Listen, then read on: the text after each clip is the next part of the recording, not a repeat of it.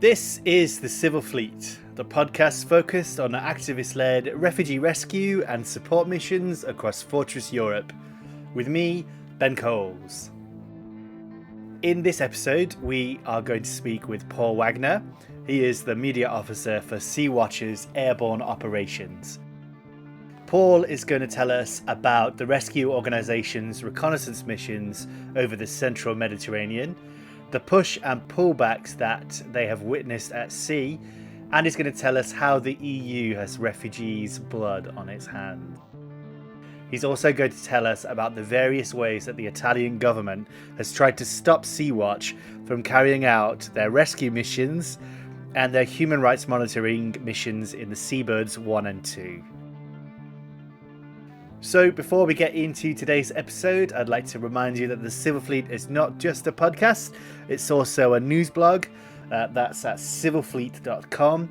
It's pretty inactive at the moment. That's just because I'm quite busy, but hopefully I will get back to writing articles on there soon and some written stuff. I do have an article that's published in a magazine called Freedom Magazine, which is an anarchist newspaper or an anarchist magazine. I think it's published 2 or 3 times a year.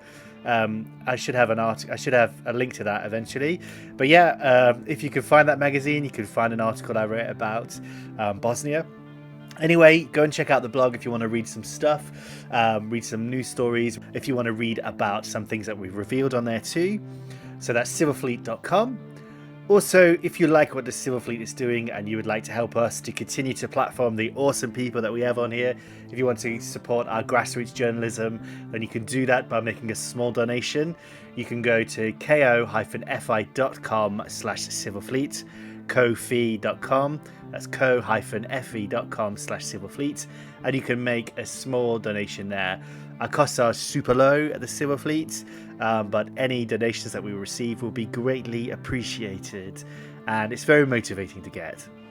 Anyway, that's enough from me. Let's get on with the podcast. So, Paul, thank you very, very much for coming on the Civil Fleet podcast. Thanks a lot for having me. You work with Sea-Watch, and I believe you are the media air officer for Sea-Watch. So we're going to talk about Sea-Watch, and we'll talk about the planes that you have, Aurora. You used to have Seabird. We'll talk a little bit about the Sea-Watch 5. And I think if we have time, we can also talk about whatever the craziness is going on with Elon Musk. That's been quite interesting on Twitter the last few days. But first of all, I like to ask everyone that comes on the podcast to tell us about themselves, to tell us about their background. So yeah, Paul, could you tell us about you and how you ended up working for Sea-Watch? Yeah, thanks again for having me.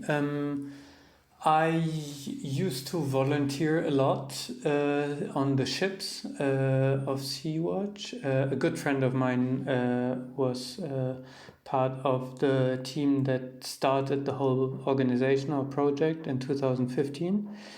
And I started to volunteer. I think I was the first time in Malta on a ship in 2017. And I never went out because I was always blocked. Every year I tried to volunteer on a ship and I was blocked every consecutive year. So that was kind of, at some point it just became absurd. So I think it was 4 consecutive years in which I was on ships that was for different reasons blocked in port. So I was working there as a photographer, or not like volunteering as a photographer. This position would have been called like field media coordinator. That means like doing media work. So in the very beginning, that also meant giving interviews. But I guess now this organization has been growing a lot and also professionalizing in a way. And otherwise, my background really is in journalism. So I worked as a photographer and journalist for different bigger and smaller news outlets, mainly focused on migration. I studied, human rights and journalism and Arabic language, and worked around one of the journalistic projects that concerned borders that I did was along the Eastern European border and kind of traveling along the border for Der Spiegel, the German magazine, and kind of shedding light on the injustice happening, I guess. That sounds fascinating. Yeah, well, it sounds like you and I have very similar backgrounds, as I also a journalist and I studied journalism and human rights. So yeah, that's one of the reasons why I do this. um, so yeah, that sounds really interesting. And then you've touched on it a little bit, but can you tell us a bit about Sea-Watch? Like, I think people listening to this podcast going to know about Sea-Watch, but in case this is the first time anyone's listened to this podcast, or it's the first time they've ever heard of Sea-Watch, can you give us a bit of a background into the organization or what it is? Sure, I guess Sea-Watch is like by now one of the biggest sea rescue organizations slash monitoring organizations working in the Central Med. And it used to be really it originated from an outrage, really, from an outrage moment about the escalating number of deaths in the Central Med. So it was back in 2015 when really Harald Höppner, like a businessman, kind of took his private money to buy a small fishing vessel and went out to the Central Med. And I mean, obviously, it wasn't only him; it was a huge group of activists that supported and was part of this organization. But that's like kind of the foundational story. And then by today, I would say we have the biggest non-governmental rescue vessel in the Central Med with the Sea-Watch 5. We have 2 aircrafts that do monitoring work, and we have a fast asset, the Aurora, operating in the Central Med. So this organization has been growing quite a lot, and I guess like most known to the public, it became through Carola Rakete, the captain that kind of decided that it's the right moment to go into port when Salvini, the minister of Italy, said that she shouldn't go, and she went anyways. And that's probably the most known moment of the organization in the public eye. I remember. I think that was like 2019, was it? And she was the captain, I think, of one of the ships. Was it the CI 3 or 4? Exactly. She was the captain.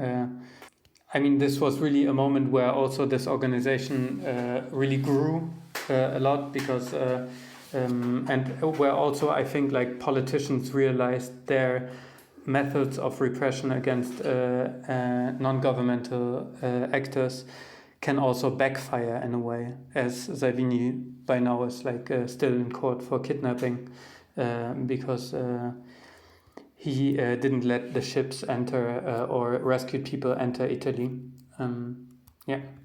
Yes, I remember. I remember that case very well. I think that was what I was only just started writing about this kind of sea rescue, civilian rescue in the Mediterranean at the time.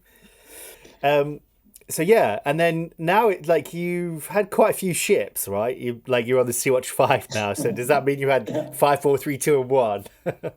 Yeah, I mean, for sure, yeah. There's also I have to say as I've been volunteering beforehand on the Sea-Watch 2, then on the Sea-Watch 3, I kind of skipped the Sea-Watch 4 and have never seen, to be honest, also the Sea-Watch 5 yet, as I'm mainly working with the aircraft, so I'm more or less a specialist for the aircrafts and less for the ships. But I think, also I think like a crucial part of Sea-Watch is really this vision of solidarity. So we gifted the Sea-Watch 4 to SOS Humanity, for example, another NGO that could operate it and is still operating it in a very, very good manner. And then the decision was taken for a bigger ship. And I mean, all these assets really they switch all over also with the approach of states that criminalize us in a way, and also with the needs of people that are in distress. So there's a whole back and forth movement, I guess, in this whole thing. Yeah, and so this like I think there's several organizations with ships in the Mediterranean, but I'm not sure what's the latest with the Sea-Watch 5, because I think the last I remember, it was being detained for quite a long time. I think the ship has been detained for a long time, but I don't think it's detained now, right? What's happening with the Sea-Watch 5? Is it free?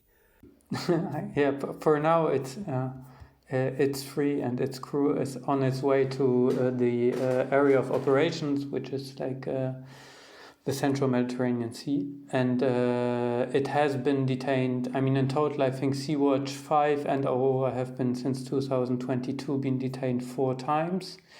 And I mean, these detentions proved mostly, or if not all of them, don't boil me down on this one, illegal. I mean, but we can also just talk about the very law being illegal. All this legality discussions around this are also kind of weird, I feel. But that doesn't alter the time that the Sea-Watch 5 has been detained. So it has been detained for 20 days last time. Then it has been decided by the court of Ragusa that the detention was in and of itself illegal, but you cannot reverse a rescue asset being 20 days off its area of operations. So obviously, and that's also what we see generally speaking with the current Italian government, the amount of deaths in the sea are skyrocketing, and part of this is this whole criminalization policy by the Italian government towards rescue assets.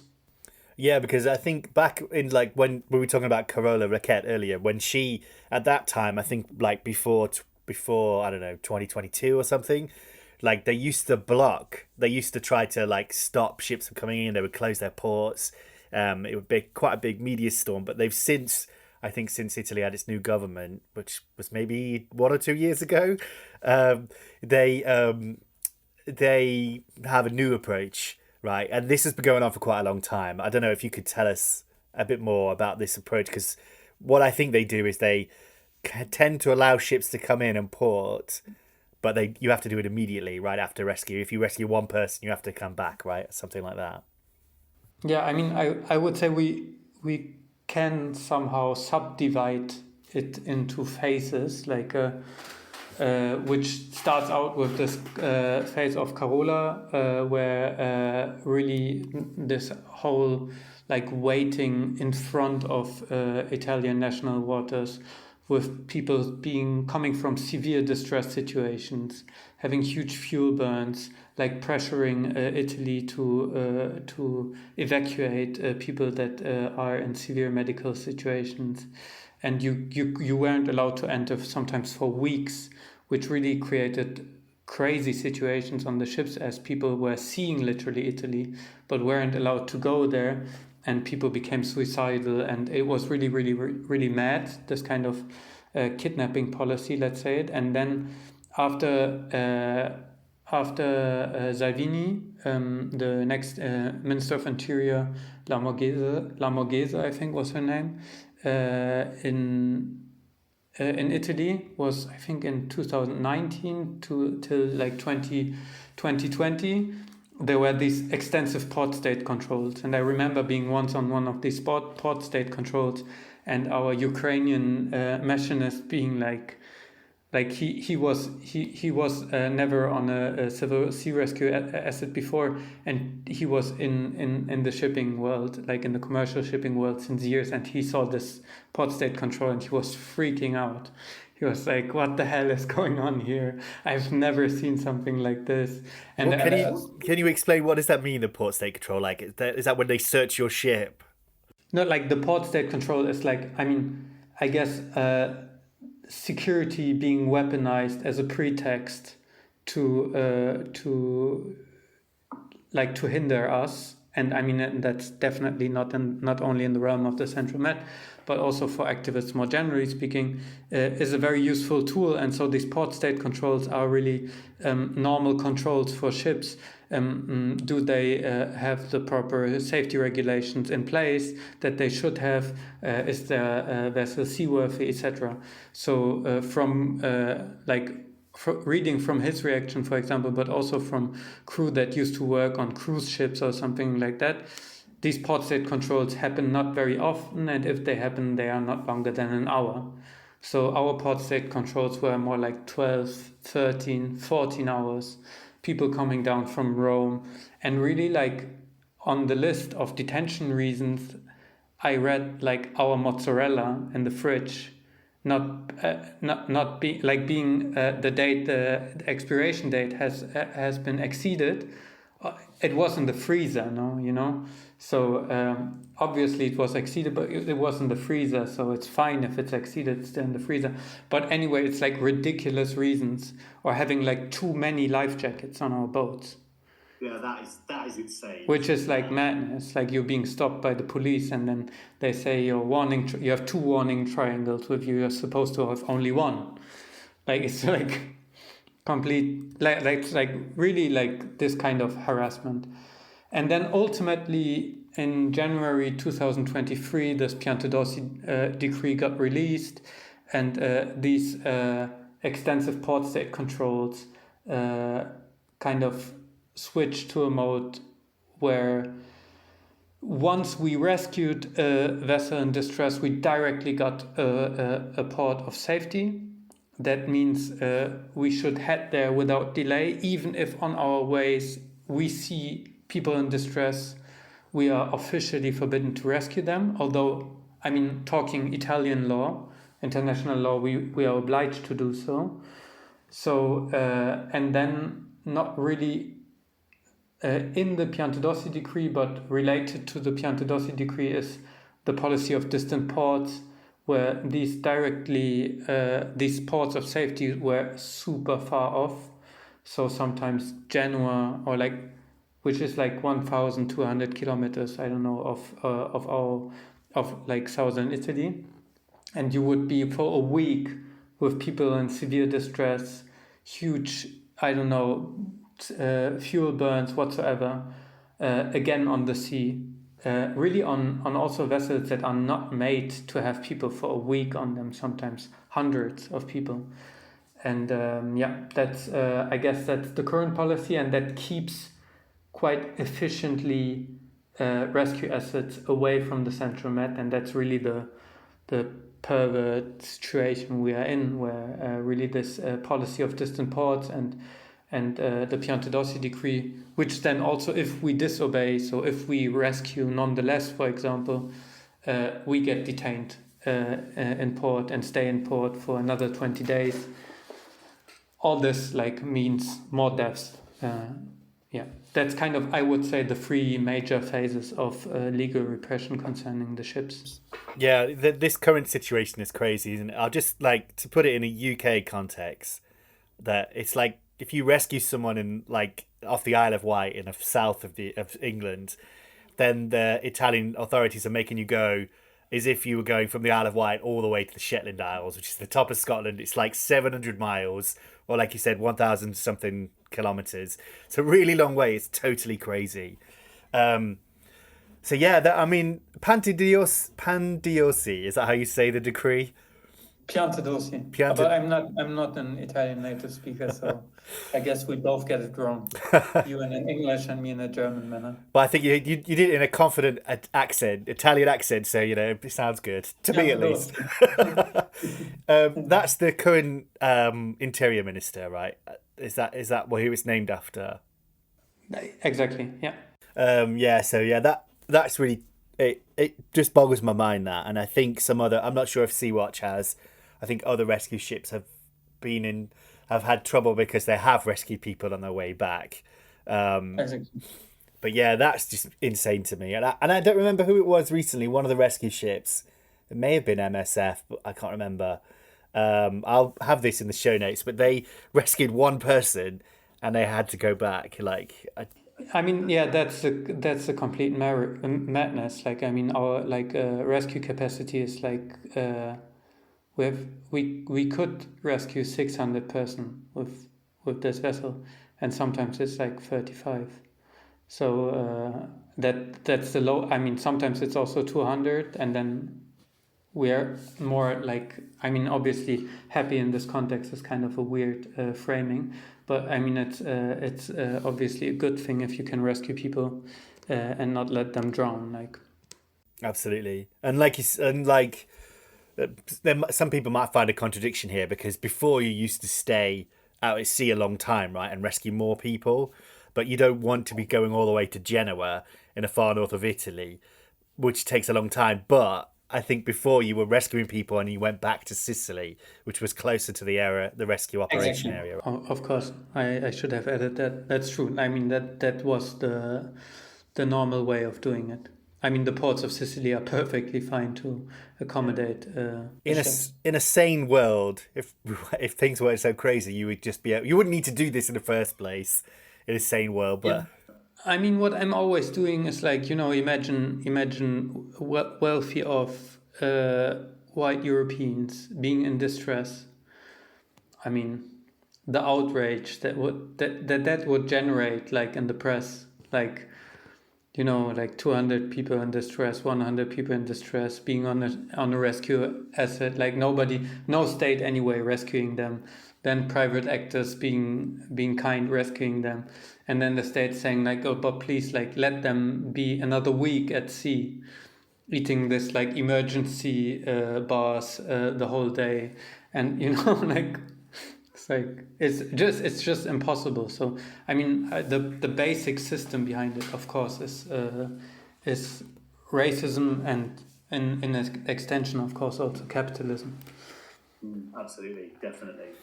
So let's talk about the planes. So you work on the planes. I think you're the media officer for the air service. I mean, yeah, it's I guess internally we would call it airborne, which is Okay. also So I can you don't tell us a yeah little bit? that's Can you tell us a bit about so how did the airborne operations get started? How did Sea-Watch begin to do this? Can you, I don't know, tell us how that started and then also how it works?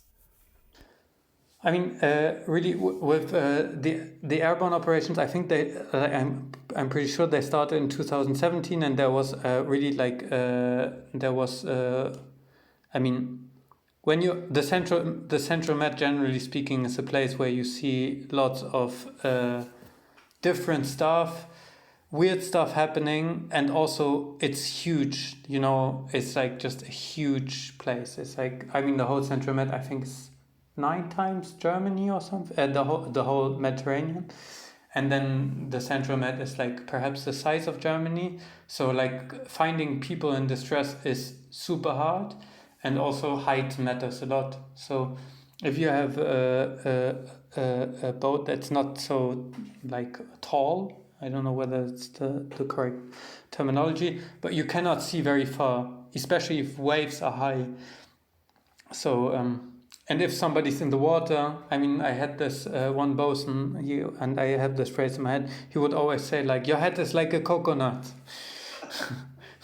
So it's like, it's really tiny. So it's really really hard to find people. So I guess the need for being like, for having an overview on the situation, for looking for people, really was the main reason why Sea-Watch got these airplanes, in the beginning Moonbird, then for a short period Colibri, and then now it's Seabird 1 and 2. And with the time, I think really like the mission switched more to a monitoring. Like if you're above in the skies, you see a lot of stuff that shouldn't been happening, and I think that's how our whole human rights monitoring mission started as well. It's really, really important, right, to monitor the situation because, like you said, we have a phrase in English. I don't know if you have it in German. It's like looking for a needle in a haystack. Like, it's just finding these boats is impossible, right? One of the stupid things that people say about the civil rescue, the activist rescue ships is that they're a taxi service, but it's like trying to find people is impossible, right? Yeah, for sure. So yeah, so you start maybe it started around 2017. It's been going for quite a while now. And so how does it work? How do you, because you don't just you monitor, but you also find ships and you can coordinate with I'm not sure that's the right term actually, but you can tell other rescue ships when there's someone in distress nearby, right? I think. Yeah, I mean, I think like the I don't know. I try. So we are like, if you imagine, there's like two aircrafts with twin engines. So we fly from Lampedusa, which is an island in the middle of the Mediterranean Sea, and we fly what we call legs. So we fly search patterns, and each pattern is one leg, and then you form like a snake, like the game on your old Nokia telephone. And that's how we scan the sea, and we look actually for boats in distress, but also for like, I mean, with boats in distress there's normally human rights violations. So either there's a failure of deploying rescue assets, or there's coordination of pullbacks by European authorities together with Libyan militias, or there's extensive violence happening. So and the tools we have for that, really, they are like binoculars. So it's really, in that sense, a low-cost effort, in contrast to, I don't know, military aircraft or the Heron drone that's deployed by Frontex, which have radar systems, I don't know, infrared cameras, and so on. So we are constricted by the daylight, and we look out of the window. That's what we are doing. So we scan the sky in these like snake patterns for things that we see. And once we see them, we document them. And if we, obviously, if we see people in distress, we alarm the relevant authorities and the nearest by ships, which is, strangely enough, not what the authorities are doing. So Frontex also operating an aircraft, and they are not alarming the nearby vessels. So that's kind of, I think, among many things, one of the differences.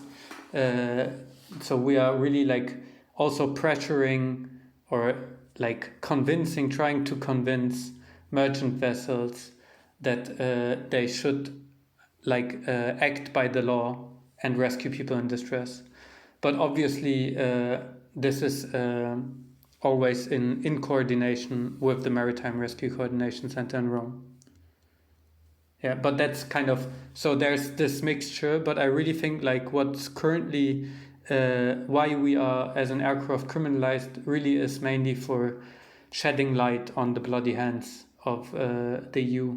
So really it's like this kind of larger realm in which we are operating, where allegedly human rights loving EU needs to like keep off the wretched of the earth from their continent, needs to dip their hands in blood, and we are the annoying guys that show to the public, look, these hands, although they in rhetoric seem to be very clean, of soaked in blood, and that's not what you want to have as an image, and that's why we are criminalized. That's my hypothesis, at least. Yeah, I think one of the reasons you get criminalized is, or like you said, is because you're exposing this. Borders are generally supposed to be secretive, right? That's how states want them to be.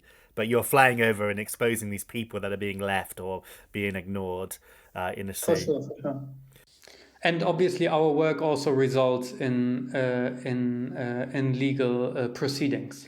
So either against Frontex, or legal proceedings like currently against the Italian Coast Guard, which is obviously also not something you want to have. So really, it's like an authoritarian shift in a way, which is nonetheless kind of logical that it happens. Yeah, absolutely. There was three things that you just said, Den. I'm just going to explain really quickly. Frontex is the European Border and Coast Guard Agency. Oh yeah, sure.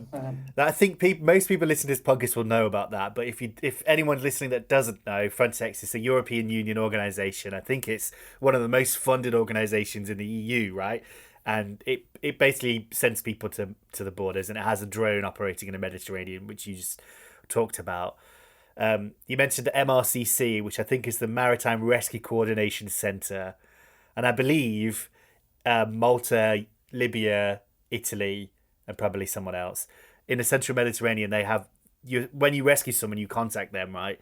And then, for example, if you're in the Libyan zone, the ship will have to contact the Maritime Rescue Coordination Center, tell Libya that they found someone, and usually Libya says bring them to here, and most rescuers say no, and then you go and then talk to the Italian one. Is that how it works? Yeah, I mean, really, it's good that you explained this. I think even like me, mainly speaking to the public, I lose somehow like how intricate and nerdy this whole subject gets at a certain point. Yeah, that's how it works. You explained it very, very well. I mean, yeah, just like full stop. Well, it's just because I'm explaining this to people often as well. I'm just used to having to explain that.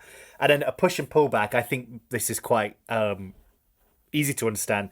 Pushback is usually when a state or border guards or someone pushes people back across the border. And a pullback, you've probably witnessed those. Can you explain what that is? Because that's different to a pushback, right? Yeah, I mean, so the larger realm is if you are in distress, you in international waters, according to international law, the boats nearby should rescue you and bring you to the nearest port of safety. So that's the legal framework in which we are operating. So then courts define, or common sense also sometimes define, what a port of safety is. And Libya and Tunisia for sure are no ports of safety for people in distress. And that's why from international waters, pulling people back in distress to Libya or Tunisia is called a pullback, while the pushback is the other way around. So pushing them out from international waters into an unsafe country, and both is like breaking international law, which is kind of all framed under the, also to make things even more complex, the French terminology of non-refoulement, which is the larger umbrella law that forbids this to happen. But I guess it's kind of logical, no? If you imagine yourself being in distress in international waters, you rather would prefer to go to Italy than to end up in a prison where you are tortured and ransom has to be paid by your family in order to get you out of a torturous and horrible, life-threatening situation. So international law provides for that, while national entities or also supranational entities, which would be then the EU, try to prevent this law from being fully applicable. Absolutely. And can you tell us about, like, I don't know, well, actually, maybe, as far as I'm aware, and I might be wrong, that the is it Seabird you're playing now? Is it Aurora, or is that both of them? No, the airplanes are both called. So it's like really there's like even I get sometimes confused with the amount of civil assets in the Central Med. But we are operating with two aircrafts which do not look the same but are the same type, and they are both called Seabird. One is called Seabird 1 and the other one is called Seabird 2. And they are altering. So always one is, so there's a very strict maintenance schedule for aircrafts, luckily. So you're safe in them. So that's why we are always having one in maintenance and the other one operating. Okay. And we were talking before we recorded that I met some of the Sea-Watch activists that go in the planes, and I met one of the pilots who I've interviewed on the Civil Fleet blog, actually. Tamino Bohm, I think his name is. I'll put that in the show notes. But they told me that they can be up in the sky for like 8 hours when they're doing their missions. Is that right? Like, you could be up there a long time, I guess, until you run out of fuel.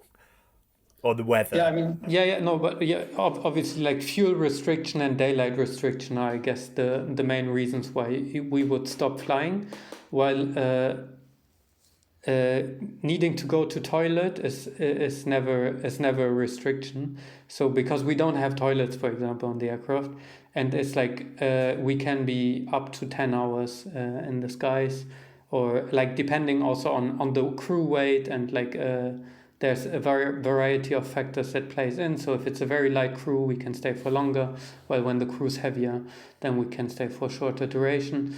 But we don't have toilets on board, for example. So I guess there's a whole physical and psychological work to be done by our activists in really like staying in the sky. So HPI, the Humanitarian Pilot Initiative, a Swiss organization that provides for the pilots, it's really mainly airliner pilots that volunteer in these aircrafts, and all of them, I mean, not only the pilots, but like everyone in the aircraft does a tremendous psychological and physical work to really maintain these almost daily flights, which are super long. So when I'm flying, for example, I need to exercise afterwards, because like really it's like sitting for such a huge amount of time, and then also obviously everything's very silent in the aircraft, in the sense that you only hear radio comms, but you see sometimes super distressing stuff, but you cannot act, in the sense that you cannot simply fly down there and get people out of the water or whatever. You're just up there in the skies. So it's all kind of very silent, and that can be, of course, also a tremendous like psychological strain for activists in the sky. And how do you deal with that normally? How do you does exercise to help you deal with that? Like me personally, I think sometimes I feel like there's like a certain the longer you do something, the more kind of numb you get to it in order to still sustain it. But of course, like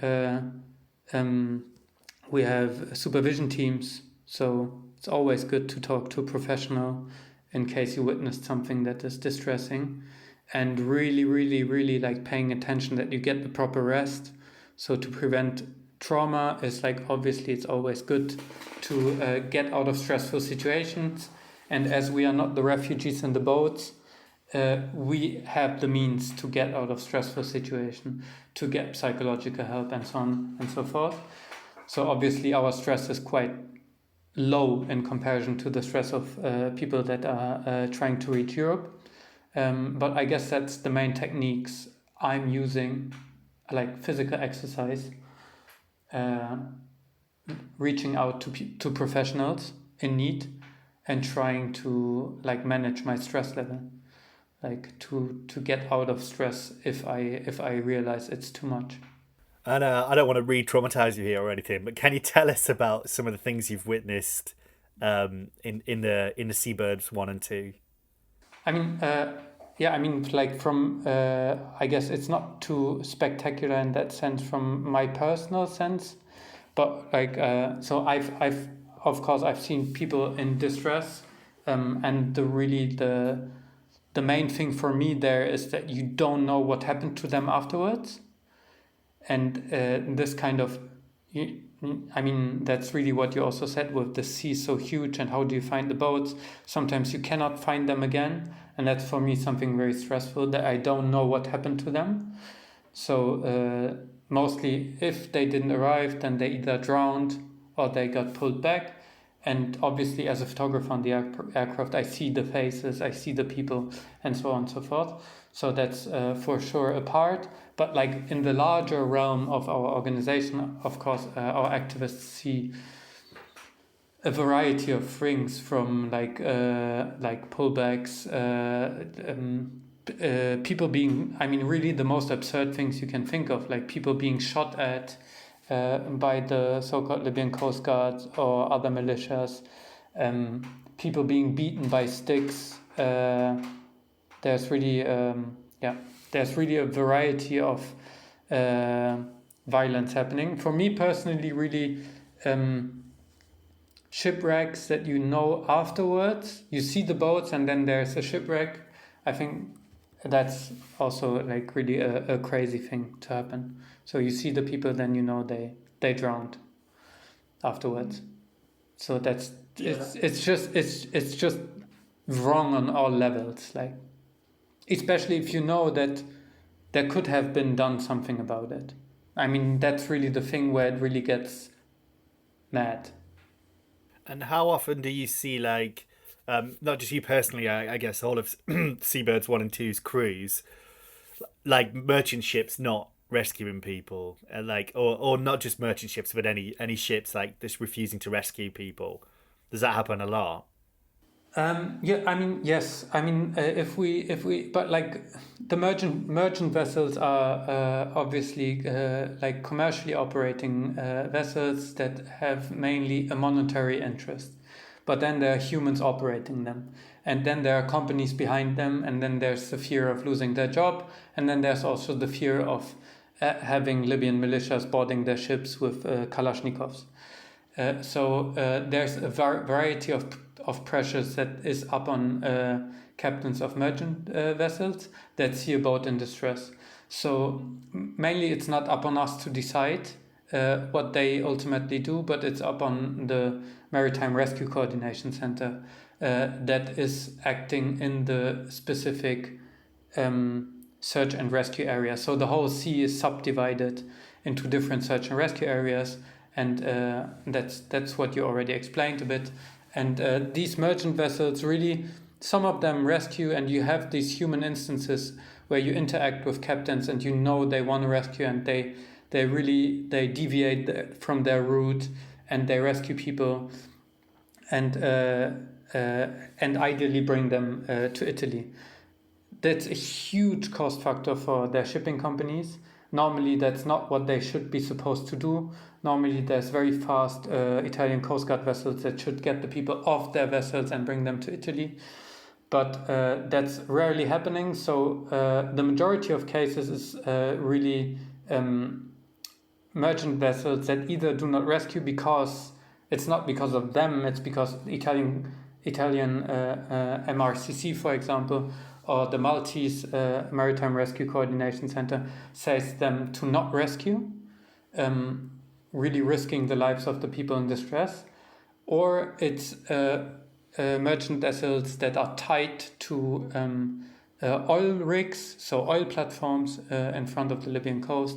And that's where we really often see that they rescue people and then they hand them over forcefully to the so-called Libyan Coast Guard or other Libyan militias that then would really like beat people off the boats, because obviously people don't want to go. Some of them would rather die than go back to Libya. And then you observe these situations where people get beaten by sticks, forced up on the so-called Libyan Coast Guard vessels and brought back to Libya. So there's this whole variety of instances happening with merchant vessels, I would say. It's really, it's just such an important thing to do, and to be up and witnessing this, and spreading information about it. I don't think many, particularly I don't think in the UK, it's rarely ever mentioned, but I suppose we don't have a border in the Mediterranean. But yeah, it's like, I don't think it's known well enough what's happening in the Mediterranean there. It's crazy. It's absolutely insane. And I think it's perhaps something to add on these merchant vessels. It's really, I mean, for them, they face also like one of these captains, for example, of one of the oil rig vessels, got just convicted to a year in prison for handing over the persons to the so-called Libyan Coast Guard.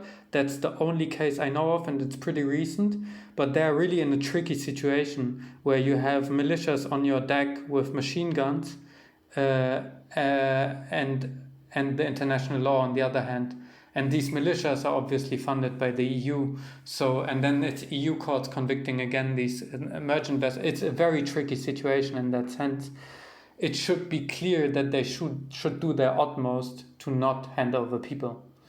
But then their situation is complicated. Yeah, I've not heard about that case. I'll have to try and find out more about that. I don't know anything about that. That's really interesting.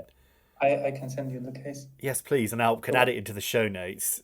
And there was something I was going to ask about, and I think I might have forgotten it. Maybe we can come back if it comes back. Oh, there was a case, I guess another reason that merchant vessels might be reluctant to pick people up. because I can't remember the name of the ship now, but I think it was 2020 or 2021. A merchant vessel rescued some people off Malta, and they were blocked for like several weeks. I think Malta wouldn't let the ship come on. Do you remember this case that I'm talking about? I think Yeah. Mediterranean Saving Humans eventually rescued the people that was on. Took From them the from. merchant vessel. then? Yeah, I can't remember the case. I'm sorry. that's okay. I will put When links to was it that. actually? That so when was it?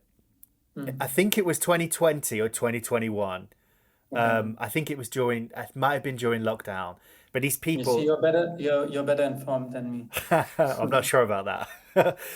But they were trapped on this. They were rescued, and the merchant vessel captain wanted to take them to Malta, but Malta refused to allow them to come ashore. And these people were like I trying to mean, kill themselves. It was crazy. Hi, this is Editing Ben here. I was just going back through this podcast and thought I should explain what I was talking about there a bit more. I was referring to the Maersk Etienne case. Basically, 27 people were rescued in September 2020 in the Mediterranean near Malta. They were rescued by a merchant vessel called the Etienne or the Maersk Etienne. Maersk is the company that runs the Etienne.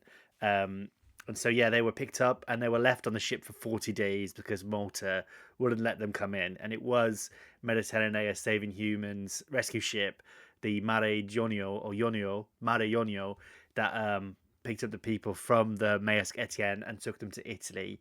If you look in the show notes, I've got links to stories about all this. So, yeah, we'll go back to the podcast now. Cheers. Malta is the complete rock state of the EU, no? Like, I mean, I'm not surprised by anything from Malta. Like, they're really like they are just like this monkey that closes its eye and its ears. Yeah, absolutely. And have actually, we can talk a little bit about Malta. I think in a second. Like in Italy or Malta, have they tried? I think they have. Have they tried to stop Seabirds 1 and 2 from flying? How have they affected you?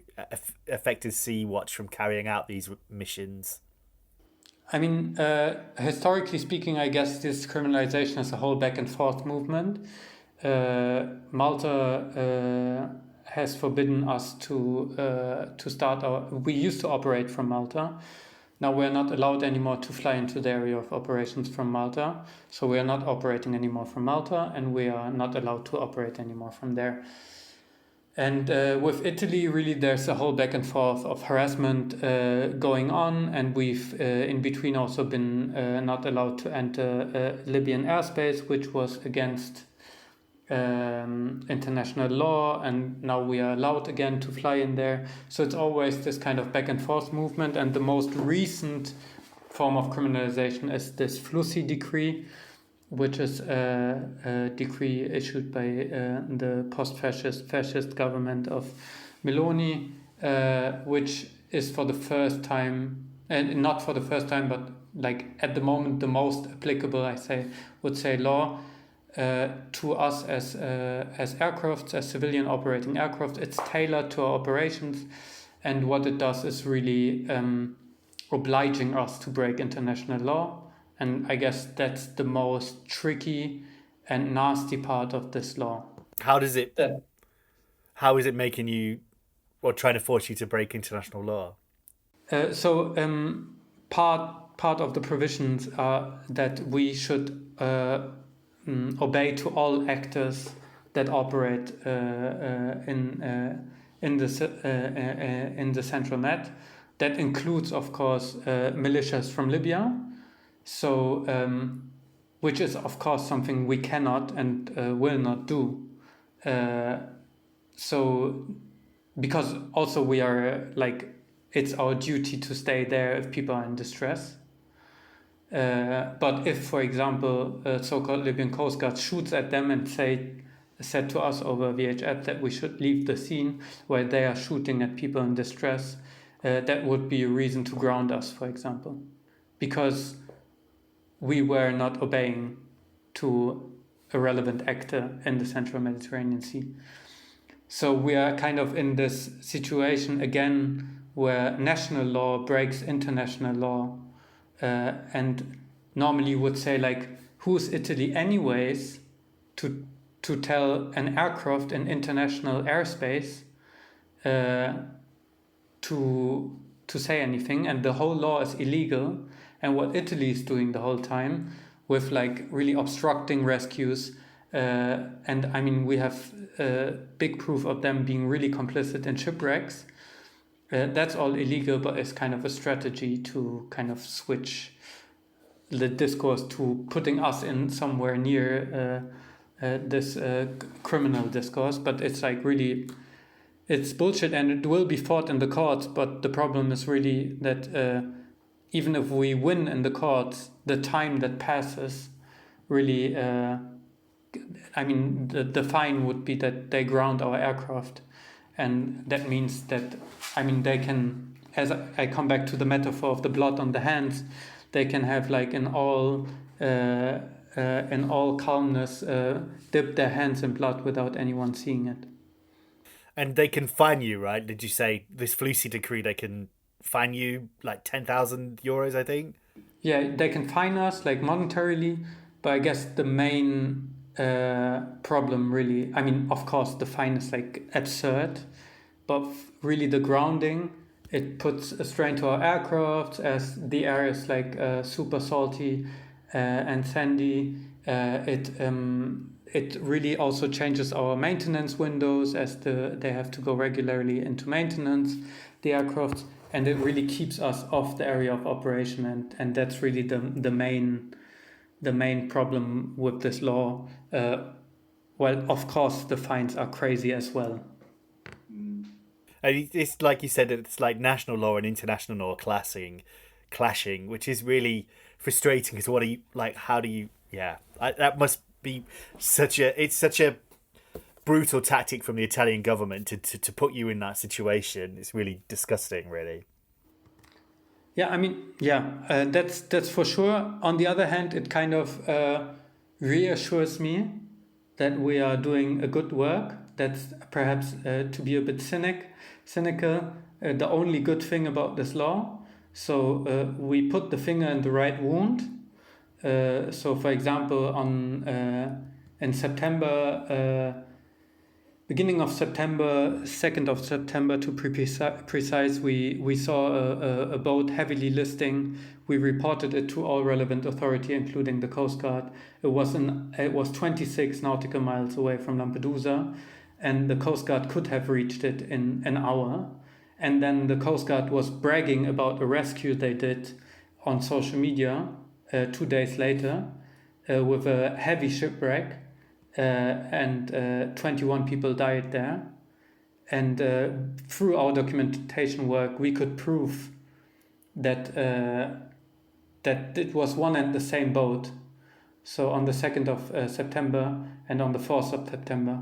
So it was really them doing negligent manslaughter for 21 people. So they ignored the whole case for like 2 days. Which is horrible, and I mean, we spoke to some survivors, among them one person that lost his father, Ibrahim Hissyan is his name, and his father died in this shipwreck, and really, like, we filed a lawsuit against the Italian Coast Guard, and obviously that's a problem for Italy, and obviously also an extension for the EU. Yeah, it's that happens a lot, right? Like, I mean, I don't know I don't know how regularly it happens, but I've heard a lot of cases like that where the Coast Guards or whoever the authorities are delay rescue and then disaster happens. Like the case in Greece that I think was last year that I never remember, the Pylos shipwreck was just unreal. That is a massive scandal. Yeah, the thing with the Pylos thing is that I mean, the main problem really is that you have on the sea, like, to find accountability for these actors is kind of super tough. I mean, the state, generally speaking, is not somebody you want to have as your enemy, but then also the sea is so huge and you don't have somebody witnessing it. So that's the rare occasion where you really can try to force your way to hold people accountable for the stuff they're doing. So yeah, I guess until now, we are still lucky that we are able to fly. Let's see how long this will continue. But yeah, I really feel like the only good thing about this decree is that we are at the right moment at the right time, I guess, to be a pain in the ass to inhuman authorities. That's good. That's a good thing to do. It's a good position to be in as an organisation, I think. So I just want to say the Pila shipwreck, I have an episode about that. So I have a show note if you look in the show notes, people listening, you could find an episode on that. And also, when I talked about Malta and the shipwreck, I can't remember the name of that ship still, but I do have an episode about that too. So check the show notes for those. And then Paul, I've got my last couple of questions left. I've got 2 questions left. But before those, I just wanted to check if there's anything you wanted to talk about, anything I didn't ask you, before we move on to those final questions. No, I'm surprised that I'm already talking so long already. But yeah, I guess really like if people wanna have a look at the statement of the son of Mohammed Hisyan who died in the shipwreck, I would love to share also in the show notes his statement. Really to give the voice to the people that really suffer from this EU policy, I think is really super important. But otherwise, no. Yeah, please send me Nothing to that. add. Yeah, I'll put those. I'll definitely link that in the show notes there as well. So my last 2 questions are, one of them's really easy, one of them's difficult. We'll do the easy question. No, we'll do the easy question last. So the hard question is, how do you feel about the future? In regards to this, this humanitarian crisis, political crisis. How do you feel about that? Do you think it's going to get any better? Do you think there's any way we can do anything about making it better? I mean, yeah. I mean, I would be surprised of myself of being optimistic. So I'm not optimistic. But I guess there's still like on a micro level a lot of stuff that makes me optimistic. So generally speaking, I'm not super optimistic, and I mean there's a whole variety of that's mainly the militarization of borders, and I mean, as we know from history, stuff that gets applied to the fringes of society sometimes or mostly end up at some point with the majority of society. So that's the thing that really makes me fearful about the future.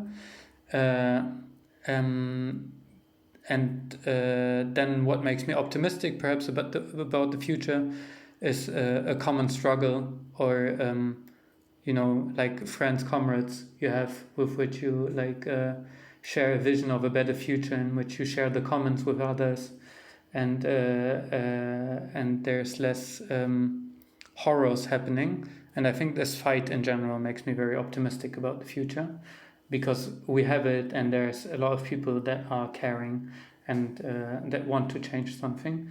While on the larger realm, I don't know whether we win this fight or whether this will go bad. But yeah, I tend to be pessimistic on this one. Yeah, I'm feeling pretty pessimistic recently about the state of the planet and the people in charge. I say this every episode, but I always take optimism from people like you, like people that are actually doing something against this, and are not just complaining about it and doing something about it. I think that's great. The fact that we exist the fact that there's resistance to this stuff is a reason to be optimistic, I think. At least that's what I tell myself. And so the last question is an easy one. How can people support Sea-Watch? How can they find out more? Are you moving to Bluesky? I think we are already we are already in Bluesky, but we have a tremendously low amount of followers on Bluesky. So yeah, I mean, yeah, these discussions about moving away from Twitter, especially after Elon Musk called us a criminal organization. But in a way also he gave us, whether willingly or not, a huge audience by calling us a criminal organization. But yeah, so we are on Bluesky, and otherwise mostly you can follow us on all the social medias. I guess, depending on your generation. So if you're more for the young listeners, I would say we have TikTok. For the boomers, we have Facebook. And for all the millennials, we have Instagram, Bluesky and Twitter. So I guess and for those that are completely off social media, we have a website. And those without the internet, we occasionally have cinemas, events, tattoo events, whatever you want, mostly centered in Germany, but also sometimes outside of Germany. That's, I guess, where you can reach us. That's great. I did mean to ask about Elon Musk, but you just mentioned it there. Was there more to that story? Like, he called you a criminal organization, and then I saw that was crazy. I hope you have plans to sue, but maybe we shouldn't talk about that. I mean, everybody knows that this whole fascist bubble around Elon Musk is like a fake news spreader. So I mean, our tweet against him was source, the bro being the source, no? And I think that's most probably his source, like the bro next to him saying that we are a criminal organization, but probably no proper source for that. But yeah, exactly. No, I mean, it surprised us. Let's say that he gave us this attention. I mean, I guess the majority of his followers don't even know who we are. The thing I find so annoying about Elon Musk is not himself. I mean, he's annoying as it is, but it's the people who think he's great. Then, people who follow him, what is wrong with you? Yeah. That is always the strangest thing. Yeah, perhaps he stays on the Mars. Yeah, hopefully he takes one of those one-way tickets. Yeah, one-way flights. Right, Paul, that was a really great interview. Thank you so much for your time, mate. Thank you. Thank you for all the work you're doing and for the whole archive you are of the civil sea rescue movement. And thank you for having me. Thank you very much. All right, that was episode 65 of the Civil Fleet podcast. Thank you very, very much for listening. Thanks again to Paul and everyone at Sea-Watch for coming on the podcast and for saving thousands of lives in the Mediterranean and for shedding light on the awful abuses and the negligence that is happening there. So, at the end of the podcast, I normally tell you to go check out the blog. That's civilfleet.com. Also, if you like what you can do, if you like what the Civil Fleet is doing, you can help us in two ways. You can share us around and give us reviews on podcast app. That would be great. Or you can give us some money. You can you can make a small donation, the price of a coffee or a beer or whatever, a private jet to Tahiti if you like. You can make a donation at ko-fi.com/civilfleet. That's ko-fi.com/civilfleet. Our costs are very, very low, but any donations you can give us will be greatly appreciated. We also have a bonus episode, so if you sign up to Ko-fi, then you'll get this bonus episode we have on there, and I'm hoping to get more of those done soon. So yes, I think we will have an episode out in December. We should definitely have an episode out in December. Hopefully going to get this one out before November ends, but we'll see how that goes because I'm about to go on holiday. Anyway, thank you so much for listening, and I'll see you soon. Bye-bye.